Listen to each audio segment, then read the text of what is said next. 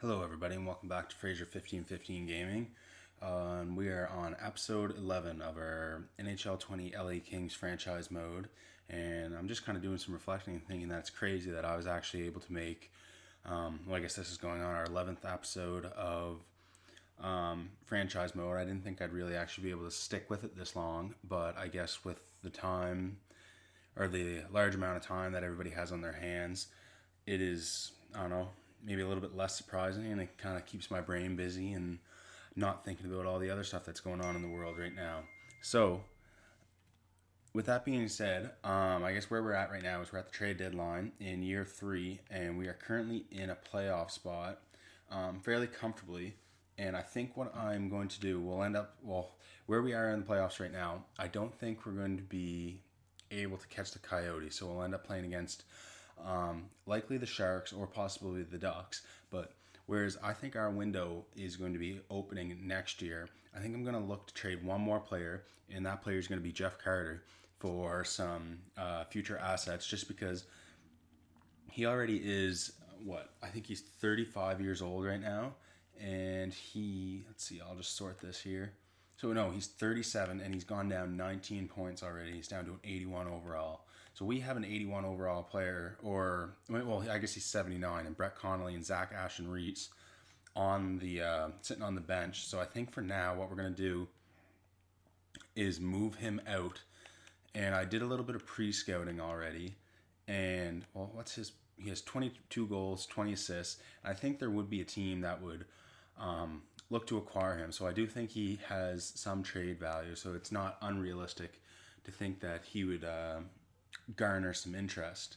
So when I did my pre-scouting, I found that there was about 2 teams that were really looking to acquire him for something that we would like. So the first being Colorado Avalanche, and that would give us a second round pick as well as Eric Johnson. But Eric Johnson is not as good as the Eric Johnson that we know in today's NHL, where he's solid top 4 defenseman. He's really declined. He's down to an 80 overall already. So I think I'm going to pass on that. I was also offered Kevin Shattenkirk, just not really looking for a roster player back. But this trade here was something that I was quite interested in. Washington's offering me a second round pick as well as a fourth round pick and Michael Neuvert, so a backup goaltender, who does have 2 years left on his deal, but I think we can probably flip that, seeing as he only has a $700K cap hit. The other thing that they were offering us was this 19-year-old Jay Wozniewski. Probably butchered that name, but anyways, he was nothing special. And actually, this is a new trade. I didn't get this one last time. Let's go and see what this guy is. So he's a 70 overall medium starter, 19-year-old goaltender. He doesn't look like he's signed. And he's a 3rd round pick, but I think we're probably fine for goaltenders in terms of who we have for starters, or like down in the pipeline. So I think what I'm going to do is go with the 2nd and the 4th, and then see if maybe we don't have to take on Neuvert, because that would just be another contract. And in lieu, and actually we want to make these 2023, but in lieu, maybe we can pick up another pick in the draft. So let's see if we can also pick up a 5th round pick. So for Jeff Carter, going to a contender team, see where he would probably fit in there. Probably somewhere in behind Ovi. So therefore, on their wingers, they have Tom Wilson, Vrana, Wayne Simmons, and Richard Panik whenever he gets back. On the left wing, they have... actually, I think I had that sorted wrong. So they have Wilson, Vrana, Simmons, Panik. TJ Oshie's really hitting the decline. On the left side, they have Brennan Leipzig, Brennan Gaunce, Carl Hagelin. Actually, Brennan Gaunce isn't even up with them, but they also... he would definitely provide some more scoring depth for them, because it doesn't even look like they have Ovi anymore, so that's kind of a shame. But it looks like they have Kuznetsov, Strome, no Backstrom here either, so that's interesting. Who's this guy that they have? I wonder if they'd be interested in trading him away. He looks pretty good. see if I can get him instead. 1 for 1. The value looks quite a bit off there. Yeah, just like I thought. All right, so let's try and go through and get that. Get the 2nd round pick and a 4th round pick and a 5th round pick, and see if they'll accept that. And they do. So we now are no longer have Jeff Carter. We are shipping him off to the Eastern Conference, where hopefully we won't have to see him again until Stanley Cup Final at the earliest. And we'll go back in here and adjust our lines accordingly, and we'll bring in Zach Ashton Reese. He'll be playing on the 4th line, and I do want to switch this. Where's Gabe Velarde? Is Gabe Velarde hurt? Gabe Velarde's hurt. Okay. So we'll be playing with him here, Byfield here. So that's what our lineup is going to... Oh, Gabe Velarde's actually on the 1st line. Sorry. So it must be... Who's the other guy that's... Actually, no, we just traded away Jeff Carter, so that's why our lines are a little bit different. So yeah, so that's what we're going to be rocking with for the rest of the season, with Sergeyev, Kristanev, and we want Mikey Anderson playing in here. And of course, we have Ilya Sorokin holding down our net now that he's healthy again. We had Alex Nedeljkovic in there for a little bit, but he also... I was kind of ragging on him earlier in the season, but he's really turned it around. So with that, let's start simulating, and I will pick this back up at the end of the season, and I probably will be having a little bit of a shorter video now, and then we'll cut at the playoffs and create another video. So I will use the power of video editing, and see you guys in a bit. Hey everyone, so we're back here at the end of the regular season. We currently have 1 game left. We kind of went on quite a bit of a run there at the very end of the season, despite having a few injuries, but we ended up at the 81 game mark being 47, 25, and 9, which still is good enough for second, or I guess tied for first in our division. So we're currently tied with the Coyotes, so we made up, I think, 5 or 7 points on them. So I think what we're going to do is we'll slow sim this game that we have left against the Vegas Golden Knights, see if we can win it, and then just hope that the Coyotes also get 2 losses, or at least a single loss, and we'll get first place in the playoffs, or first seed in the playoffs, and get to play one of the wildcard teams. So let's get into things. So if we want to sim the first period, Vegas takes a 1-goal lead in the first, but on goal by Jake Leschyshyn. And we come right back and tie it back up in the second period with a goal from Adrian Kempe. So we have Sorokin in nets, they have Ryan Miller. So you got to think we have the advantage there. So they get back on the board, Mark Stone puts them ahead. We are greatly outshooting them by almost double the amount. And we're getting close here as the game's going over. We're still out shooting them. You got to think we got to put one of these in the back of the net. If not, Ryan Miller is definitely deserving of the first start of the game, and that's what it looks like it's going to have happen. So we are likely going to end up coming in second in the second in our division. Yeah, Ryan Miller is our first star, Mark Stone is the second, and Jake Leschyshyn is the third star of the game. So we'll continue on with that, and let's simulate and see who our opponent's going to be. It's looking like it's going to be the San Jose Sharks, but there's still a chance that it could be the Ducks. So let's just sim ahead maybe 2 days here, and we'll see who we're playing and do a little bit of a season-ending wrap-up video. So actually, it looks like the Coyotes lost both of their remaining 2 games, and we did finish as the number 1 seed in the playoffs, or in our division for the playoffs. So why is there no... Okay, there we go. So let's stop our simulation, and we'll be playing the Anaheim Ducks in the first round of the playoffs.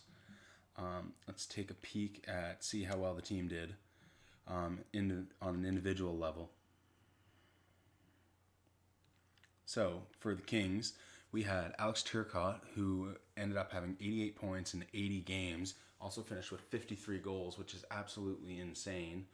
But that's surely just because he's a creative player, and creative players just tend to shoot a lot more than I guess normal prospects, which is just a known fact and another one of the ways why this game just doesn't quite work right. But our second leading scorer was also another rookie, Henrik Tellqvist, who also put up 36 goals and 41 assists for a total of 77 points, which is a point per game pace as a rookie, which is quite outstanding. Our second leading scorer was Mikhail Sergachev, who was likely just feeding passes to Turcotte and Tellqvist all season.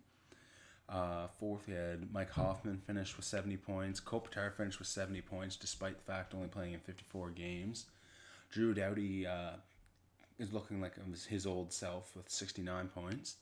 Adrian Kempe had a 20-goal season. Velarde, 20-goal season. Alexander Holtz had a 20-goal season. It's quite interesting, though, if we're looking at all the rest of our teams plus minus, and we see everybody usually like up here in the plus 20s.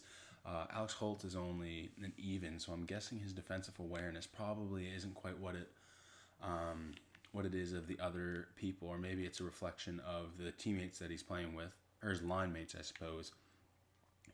Quentin Byfield had a decent little rookie season, so I'll be expecting him to go up a little bit more next year and maybe hit that 81, maybe 82 over the offseason. Adam Lowry chipped in quite well for being a fourth-line contributor. Jared Anderson Dolan had a 20-goal season. That's not bad for him. Bornfoot had a good season. I don't really expect these guys here to be putting up too many points, but Carl Grundstrom, I kind of expected a little bit more out of him. He's currently injured right now, so he'll probably be missing the first couple games of our playoffs. Kilclag, he played really well. Look at that, plus 22 in 32 games as a mid-season replacement, so that's not bad. In terms of goaltending, our starting goaltender played great. 32 wins, 16 losses, with a 9.11 save percentage and 2.8 goals against average. I think those are really good numbers for him.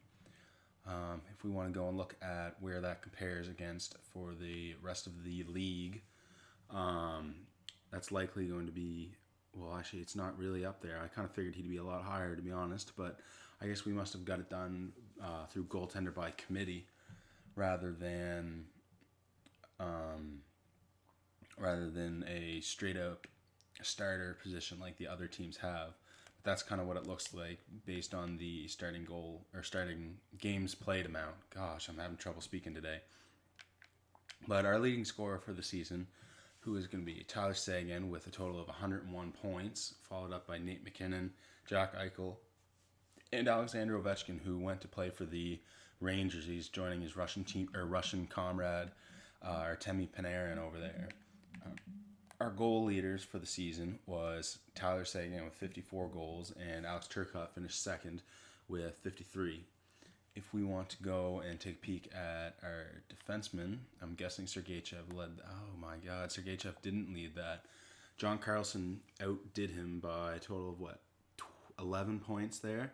So John Carlson is likely probably going to be getting the James Norris Trophy this year.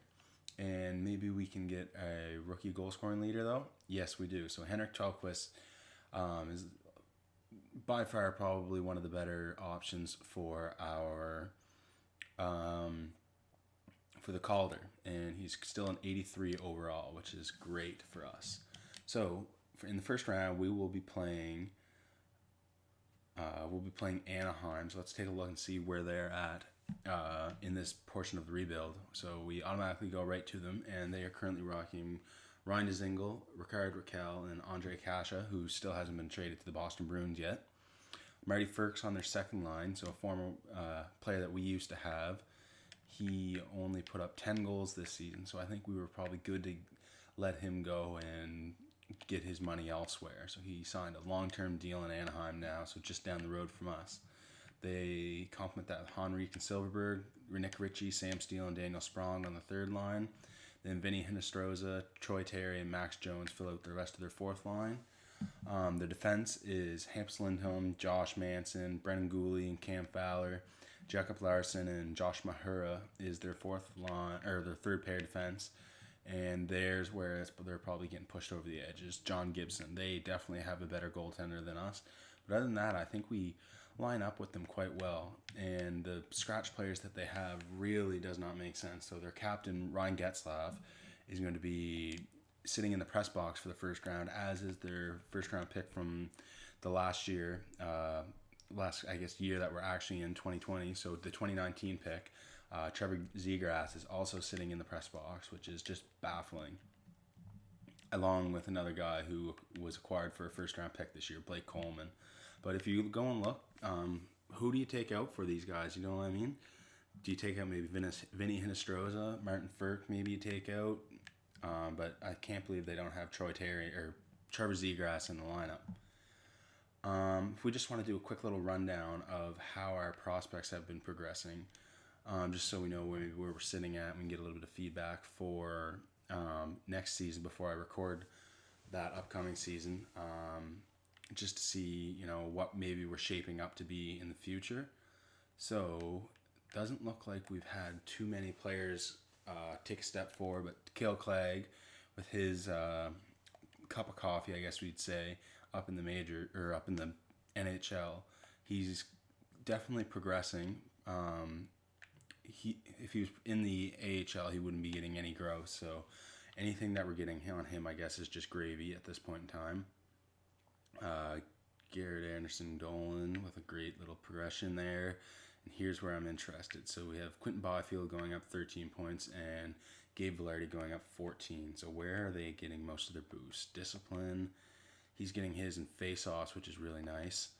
And, and he's also getting physical. So what is Byfield getting? Byfield's getting some, but not as, well, he's getting more of the offensive ones. In terms of in the system, I guess we'll start at the centers and go in reverse order. Akil Thomas has definitely been our biggest riser of the season this year. So he's already up to a 77 overall and could be looking to crack the team next year. His hands are great. His shot's getting up there. Maybe if we see the slap shot and wrist shot accuracy go up a little bit more, we can possibly think about playing him in a third or fourth line role next year. Maybe he'll replace some of the current vets that we have in there, like the Brett Connolly or Zach Ashton Reese, and maybe we might even have to look out shipping off Mike Hoffman. Oops, I did not mean to hit that button. So we'll go back in here. And go here and go to left wingers. So for our left wing, we had Jake Neighbors take over as the top left wing grower of the season. And what did he put up as for point totals? 54 points in 59 games, which isn't great, but I think we'll definitely sign him and probably send him back to Edmonton to play an overage season where hopefully he can put up over a point per game and really continue to just grow and show why we drafted him. He's with his ratings, he's still a little bit away. But Samuel Fagemo, for being a 22-year-old, 74 overall, is looking like he could provide some depth for us. He's definitely getting some good stat growth. Jan Misak went up quite a bit, which is really good considering I think he started the season as a very low 60s. So he came over and had a pretty successful season in the AHL. So he's only 19 years old too, so he'll be getting some off-season growth as well as another full season in the AHL. Should really help his ratings. Chief Staff is got 24 or plus 24 for his, and he looks to be going quite well. I don't think we have to sign him this off-season, but next off-season. So we'll give him another season over in Russia, and hopefully he'll be able to take that another step forward and continue to hopefully be in maybe the mid to upper 70s by the time we bring him over to North America to play probably a season in the AHL first, and then follow that up with an NHL call-up. Matthew Whitmore took decent strides this year, but we're still probably going to be leaving him in the U.S. development program to continue to progress. Arthur Kaliev is probably, I was hoping he'd be at least upper 70s by now, but he still had another good season down in Hamilton as an overager. His shot is looking NHL ready. I'm definitely thinking that. So he will start the season in the AHL next year, but could be a first man up kind of thing to replace any kind of goal scoring depth that we might have go down. Oscar Ekman's first season over in North America was highly successful. He was almost over a half point a game player. 21 goals in the first season. That's not bad. So that draft we had last year is looking quite incredible. Looks like we're going to have some quality players coming out of it. And our big fish that grew was Brant Clark, plus 24. He's up to a 73 overall now already. So that plus 24 right there alone, that's just must be a generic cap. But right there on this screen alone, he goes up plus 40. And here he goes up quite a bit. His slap shot power and wrist shot power both 91. So he already has that NHL ready shot. So if he had, depending on what happens to him over the summer, he could be looking at a NHL job next year. Jamie Stone is also taking steps forward, although it is a little bit slower. He is looking like a guy that we're definitely going to want to sign this year and just bring into the system and probably slowly develop him down in Ontario. Sean Durzi took quite the step forward, and it's nice that he's a right-handed shot because we are kind of lacking that. So I think regardless of what happens in the offseason, he will be up with the big league team, whether it be as a second pair defenseman, third pair defenseman, or even possibly being that seventh defenseman. But Evan Gibson also got some good growth. Jordan Spence, Braden Schneider, he'll be an interesting player to see just what happens to him over the next, 6 months, see how much stat growth he gets. But if not, he'll be starting the year in Ontario. I was really hoping to get more stat growth out of this guy, seeing as he was already a 70 to begin the season. But I'm not overly concerned here. And I guess if you consider that he's a low top six, it probably makes sense that he doesn't get as much stat growth as, a medium elite or anything like that. But his point totals were definitely productive there. So I think there's still hope that he can improve. And lastly, Lucas Parik in his overage season, he was putting up pretty gaudy numbers, but I think he kind of came back to life. So it'll be interesting to see what we make of him, especially considering the fact that I think Matthew Welsh's contract will be expiring this year. So with that, I think I'm going to leave the video here, and in the next video, we'll go through the playoffs and see how the boys do. So until next time, this is Fraser1515 Gaming. Be sure to like and subscribe, and we'll see you in the next video. Peace.